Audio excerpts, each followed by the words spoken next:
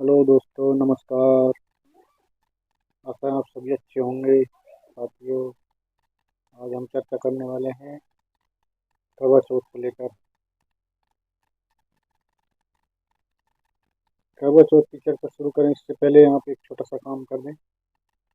मेरे चैनल को लाइक करें, शेयर करें, सब्सक्राइब करें और साथ में बेल आइकन के घंटे को दबाना ना भूलें, ताकि मैं अच्छी अच्छी जो वीडियो लेकर आता हूँ वो सबसे पहले आपके पास पहुँच सकें। आज हम जो चर्चा करने वाले हैं करवा चौथ की। करवा चौथ कहाँ तक मनाना चाहिए, कहाँ तक नहीं मनाना चाहिए, क्या सच्चाई है इसके पीछे। भारत, दक्षिणी भारत, केरल, मद्रास, तेलंगाना, इन राज्यों में करवा चौथ नहीं मनाया जाता। बहुत कम मनाया जाता है, बहुत कम। ये मान लो कि उत्तरी भारत से जो जाकर वहाँ रहने लगे हैं वही लोग इसको मनाते हैं। अब सवाल ये उठता है, करवा चौथ क्यों मनाते हैं। करवा चौथ मनाने का उद्देश्य सिर्फ और सिर्फ महिलाएं इसलिए मनाती हैं कि उनके पति की उम्र लंबी। पति की उम्र लंबी करने के लिए महिलाएं इसको मनाती हैं। फिर सवाल ये उठता है कि दक्षिण भारत की महिलाएं अपने पति के लिए व्रत नहीं रखती। इसका मतलब उनकी उम्र कम होनी चाहिए, लेकिन ऐसा नहीं है। उनकी उम्र उत्तरी भारत के लोगों से कहीं ज़्यादा है। और यही एक सवाल उठकर आता है कि मुस्लिम महिलाएं ये व्रत नहीं करती। इसका मतलब मुस्लिम महिलाएं तो विधवा होनी चाहिए,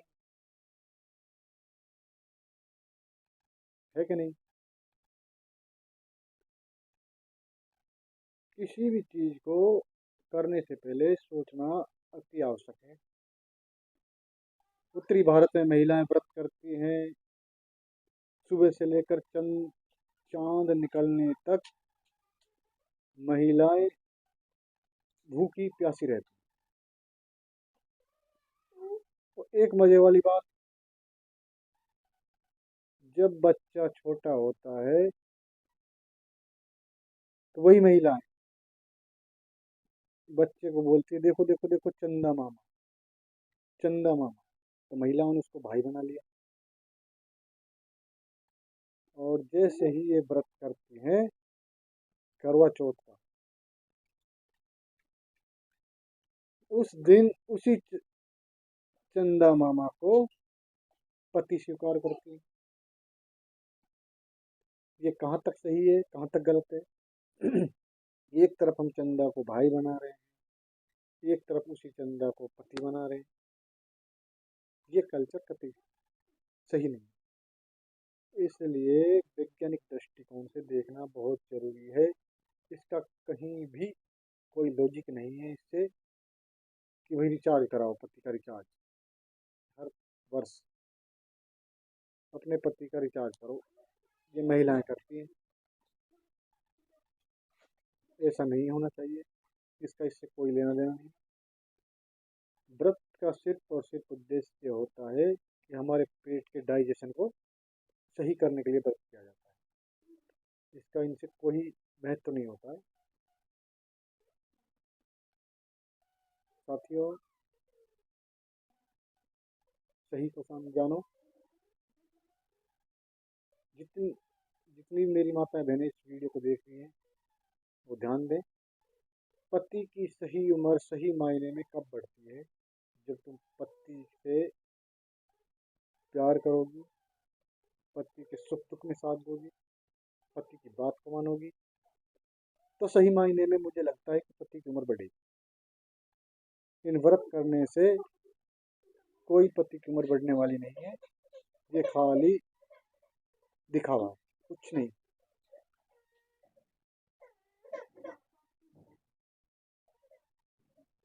इस भारत देश की व्यवस्था के अंदर महिलाओं के लिए अनेकों त्यौहार तैयार रहते हैं। एक त्यौहार खत्म नहीं, दूसरा त्यौहार चालू। मेरा कहने का उद्देश्य ये है कि एक त्यौहार के खर्चे को करने के बाद दूसरे त्यौहार खर्चे के लिए वो तैयारियां शुरू कर देती हैं। अभी देख लो, दशहरा गया, अहोई अष्टमी, फिर अब कल लेटेस्ट में आ रहा है करवा चौथ। करवा चौथ का खर्चा, इधर भूखे भूखी रहेंगी, उधर पति पर वजन कि मुझे आज ये गिफ्ट नहीं दिया, वो नहीं दिया, तुम तो मेरे लिए ये नहीं करते, वो नहीं करते, मतलब घर में झगड़ा। ऐसे बहुत से ही उदाहरण देखने को मिल जाएंगे। पिछली बार भी एक मुंबई के अंदर एक उदाहरण आया था कि एक महिला अपने पति का चेहरा देख रही थी चलनी में, उसका बैलेंस बिगड़ा और वो बिल्डिंग से नीचे गिर गई और उसकी मौत हो गई। तो इसका मतलब क्या हुआ? ऐसा कुछ नहीं है। पति की लंबी उम्र अगर आपको करनी है तो पति से प्यार प्रेम करिए, पति के सुख दुख में साथ दीजिए, पति की बातों को मानिए, तब जाकर ही पति की लंबी उम्र बढ़ेगी। और अगर महिला ये बात कहती है तो पति क्यों नहीं करते पत्नियों के लिए व्रत? तो उनका तो दायित्व बनता है, उनका भी कुछ दायित्व बनता है कि जब हमारी पत्नी हमारे लिए लंबी उम्र के लिए व्रत रख रही है तो कभी पति को भी व्रत करना चाहिए, महिलाओं को ही क्यों? इसलिए महिलाएं बहुत जल्दी आडंबरवाद में फंस जाती हैं और कुछ भी करने के लिए तैयार हो जाती है। ऐसा कुछ नहीं है। पति की उम्र बढ़ेगी तो उसी आधार से बढ़ेगी। ऐसे भी बहुत से उदाहरण हैं जो पत्नियां काफी दिन से व्रत करती हुई आती है और उनका पति बहुत कम एज में छोड़ जाते हैं।